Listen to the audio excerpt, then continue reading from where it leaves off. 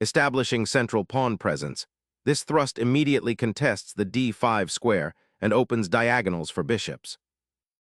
Challenging the center's dominance, establishing pawn symmetry, and preparing for a fight over the crucial central squares. Immediately challenging the center's pawn structure injects dynamism, creating exciting complexities.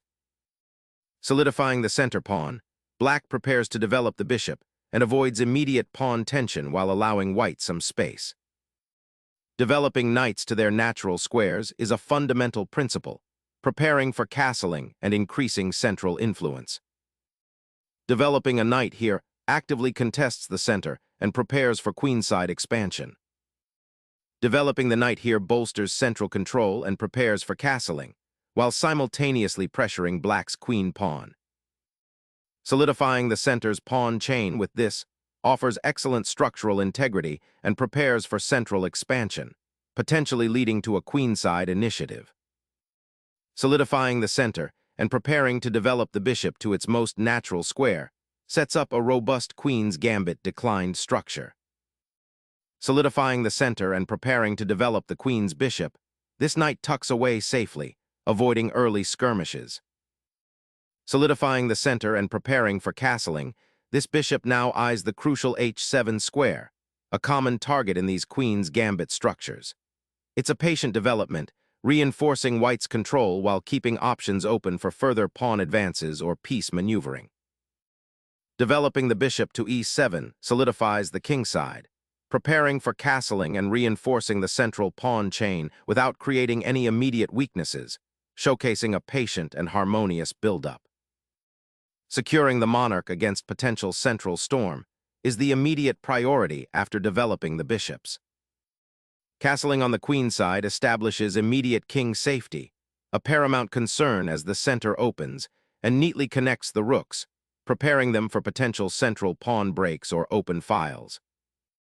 Preparing to fianchetto the light-squared bishop to b2 offers white a long-term avenue for pressure along the a1-h8 diagonal, simultaneously reinforcing the central pawn structure and preventing black's intended queenside expansion. This maneuver prepares to challenge white's queenside pawn structure and develop the light-squared bishop to a more active diagonal, aiming for queenside counterplay and potentially undermining the central influence. Preparing to pressure black's central pawn structure from the long diagonal, this bishop repositions to its most active square, aiming to exploit the now slightly weakened light squares around black's king.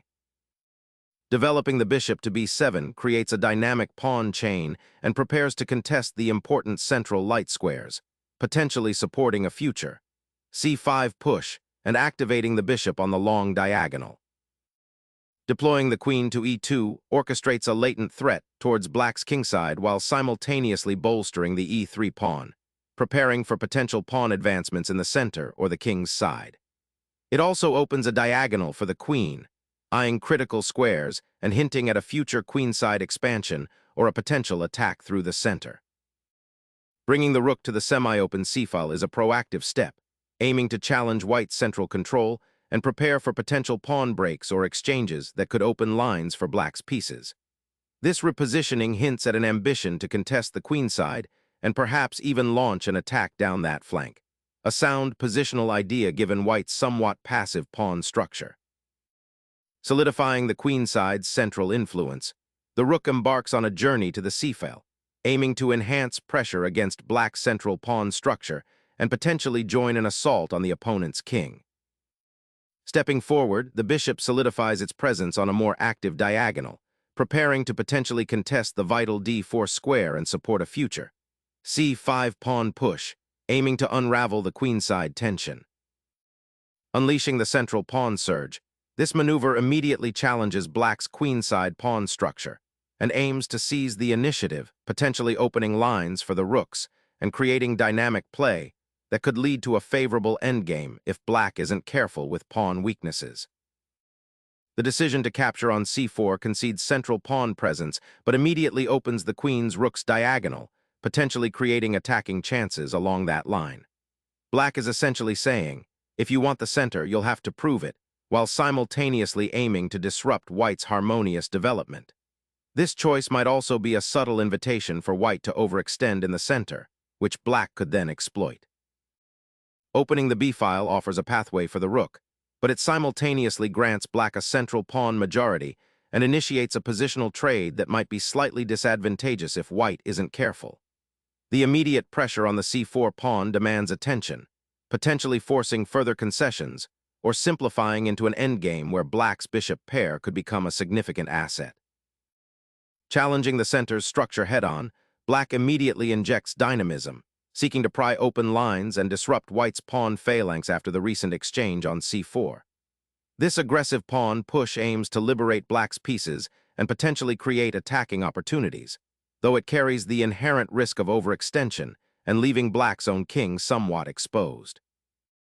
Liberating the dark-squared bishop from its pawn prison is a key idea, as white gains a crucial tempo on the queen while simultaneously creating an immediate tactical opportunity.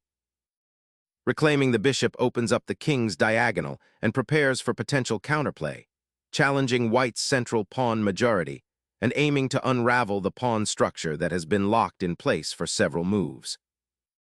Shifting the rook to the c-file now intensely pressures black's c6 pawn and prepares for potential piece exchanges on that open file, subtly hinting at future pawn breaks or even a kingside attack if black mismanages their defenses. Unlocking the queen's potential, the black queen now directly confronts the central pawn majority and eyes the light squares, aiming to challenge white's established foothold on the queen side. A knight bravely ventures towards the king side, aiming to participate in potential attacks, though it leaves the queen side somewhat exposed and could become a target if black can exploit the open c-file. Unleashing the queen towards white's queenside castle, this aggressive deployment immediately questions the solidity of white's king's safety, forcing a reassessment of the current pawn structure and piece placement. White pivots the queen from the open file, rerouting it to a more flexible post on c2, eyeing the weakened kingside pawns and preparing to support a potential e4-e5 pawn push, while simultaneously creating a defensive nexus for the king should the opponent's pieces advance. Suddenly, the knight's diagonal thrust to c5 injects fresh life into black's position, aiming to disrupt white's central control and potentially create attacking opportunities. This repositioning offers a fascinating glimpse into the dynamic interplay of pieces, as black seeks to exploit any lingering weaknesses on the queen side or initiate a counterattack. The knight now eyes the d3 bishop and potentially the c2 queen, creating a subtle but important pressure point for white to address. Asserting control over the queen side, this maneuver prepares to contest the valuable a-file and potentially disrupt black's central pawn structure. Shifting the queen to the queenside pawn storm, black initiates a fascinating positional standoff, hoping to exploit the central pawn push's aftereffects and perhaps gain counterplay on the queenside files. This maneuver might also be a prelude to maneuvering the knight on c5 to a more active square, potentially b7 or even a6 to support further queenside expansion or regrouping. The queen's new placement eyes the b3 pawn and influences the central squares indirectly, creating a dynamic tension that white must now carefully address. Foisting the knight aggressively to the 5th rank aims to disrupt black's queenside harmony and eye weaknesses around the d6 bishop, though it potentially opens lines for counterplay. Reclaiming the d-file with the rook, black solidifies influence and prepares for potential advances, subtly challenging white's central grip and eyeing the open file for future operations. Unleashing the f-pawn spear aims to disrupt black's solid central pawn structure and potentially create attacking avenues on the kingside, though it also opens lines for black's pieces, notably the queen and knight, and weakens white's own king position if not handled with extreme care. Exchanging the powerful knight on d3, the black player seeks to simplify the position and perhaps dislodge white's imposing central pawn structure, though it does grant white control of the now open d-file. Reclaiming the open file after black's exchange, this redeployment of the rook aims to contest the crucial central files and supports a potential kingside expansion by the knight. Suddenly, the black queen dances into the fray, forcing the white monarch into a precarious position and disrupting white's carefully constructed pawn chain. This aggressive placement offers immediate tactical possibilities and demands a precise defensive response from white, who must now consider the safety of their king above all else. The previously solid central control by white is momentarily disrupted, opening avenues for black to exploit potential weaknesses.